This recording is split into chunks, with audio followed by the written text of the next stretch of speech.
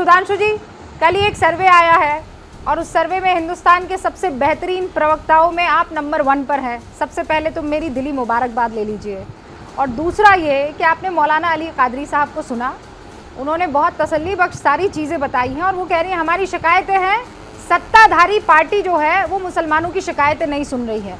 मैं लौटकर बिजली पर आ रही हूँ। आप पर आरोप लग रहे हैं कि आप जानबूझकर मुसलमानों के इलाके में बिजली कटौती कर रहे हैं।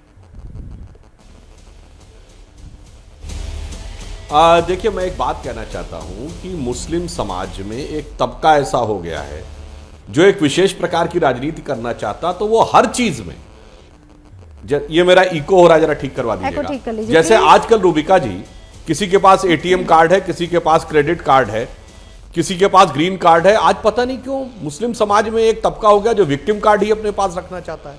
अब बताइए, अभी लड़कियों की शादी की एज 21 साल की गई, मुसलमानों के खिलाफ है, प्रॉब्लम हो जाएगी।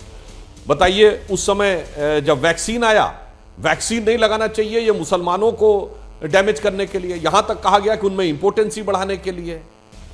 अब याद करिए, सीए आया, साहब ये तो मुसलमानों की नागरिकता छीनने के लिए है। यहां तक कि याद करिए कि जिस समय नोटबंदी हुई थी तो यह तक कहा गया था कि मुस्लिमों में शिक्षा कम है, वो कार्ड बैंक नेट बैंकिंग कम यूज कर पाएंगे, तो यह भी मुसलमानों के लिए। याद करिए, पोटा हो, टाडा हो, एंटी टेरर एक्ट हो, राजीव गांधी के जमाने में वो सब पे लगा, वो खालिस्तानी आतंकवादियों पर भी लगा, एलटीटी वालों पर भी लगा, नक्सलियों पर भी लगा, बोडो पर भी लगा, नागालैंड वालों पर लगा, मगर मुसलमानों के खिलाफ है।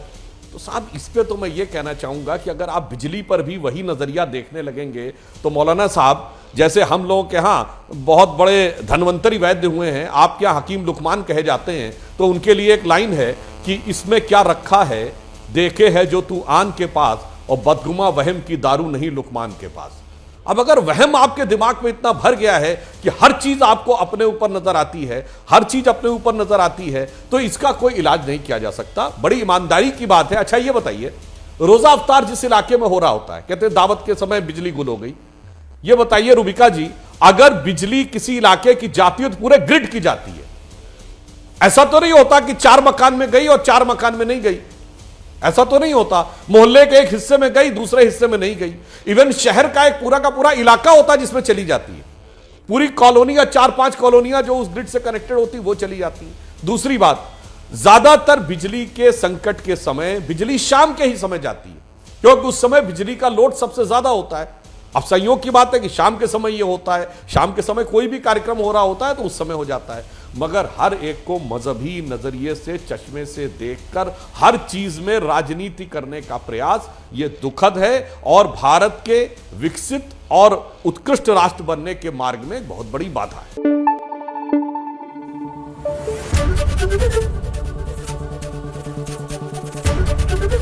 एबीपी न्यूज आपको रखे आगे।